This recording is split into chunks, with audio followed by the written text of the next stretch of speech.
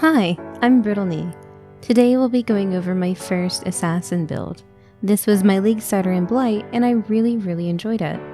The build highlights several things I've learned from making builds over the last 2 years, and incorporates pieces and parts of my 2 other shadow builds. All in all, I'm happy with how this one turned out.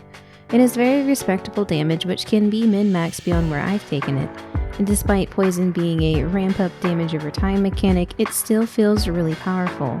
The combination of perfect Agony and Corralitos, a crit and crit multi poison focused tree, and a boasting of various secondary defenses make it a well-rounded build. With flexible gem links, you can also customize this character to suit your personal preferences. We'll talk through some pros and cons, talk through the passives and keystones, and then wrap up with some of the gear that's needed. This character is a great bosser.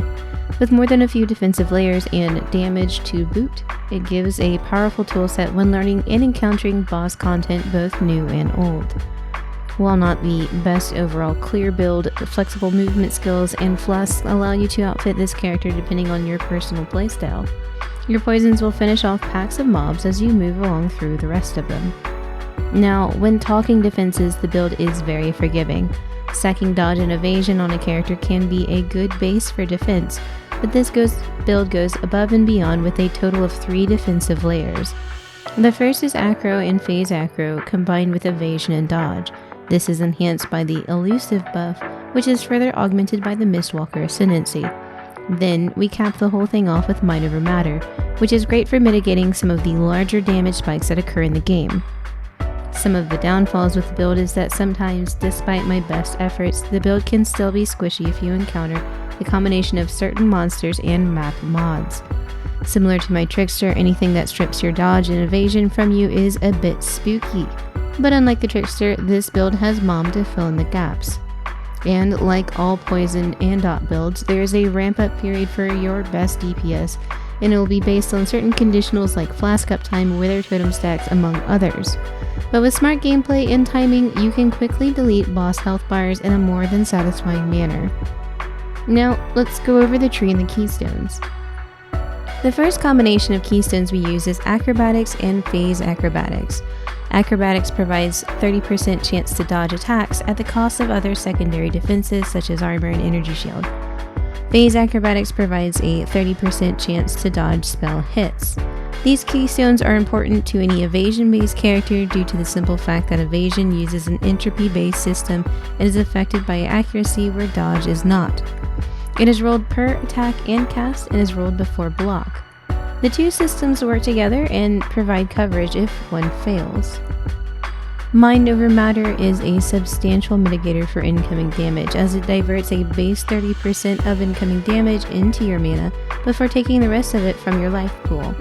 The sacrifice here is needing a percentage of your health as unreserved mana, and in order to not lose all of the mana when suffering a larger strike can sometimes take considerable investment.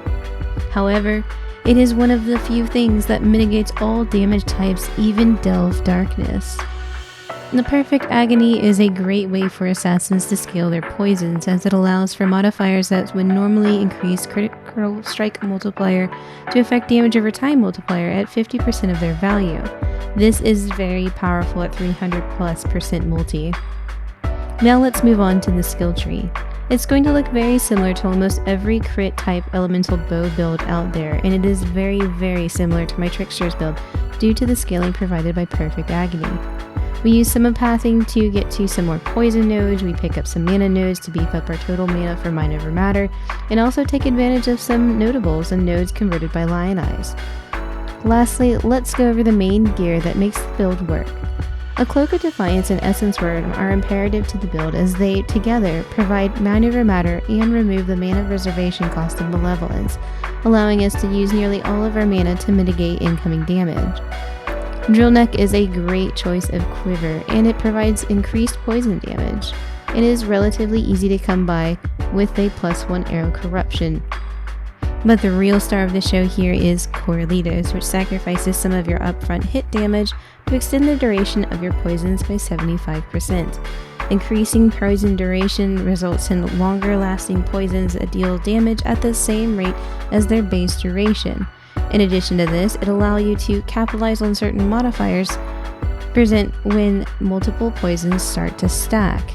Now, Lion's Eye Fall, as mentioned earlier, also makes a debut in this build like so many other bow builds, but it's neat because there are some dagger nodes that fall within its influence that change to bows and help us further scale our ailments. Now, as far as bows are concerned, there are a few different options ranging from fossil crafting to a simple unique, or trying to combine both a elder mod and a fossil mod in the same bow, which is pretty crazy.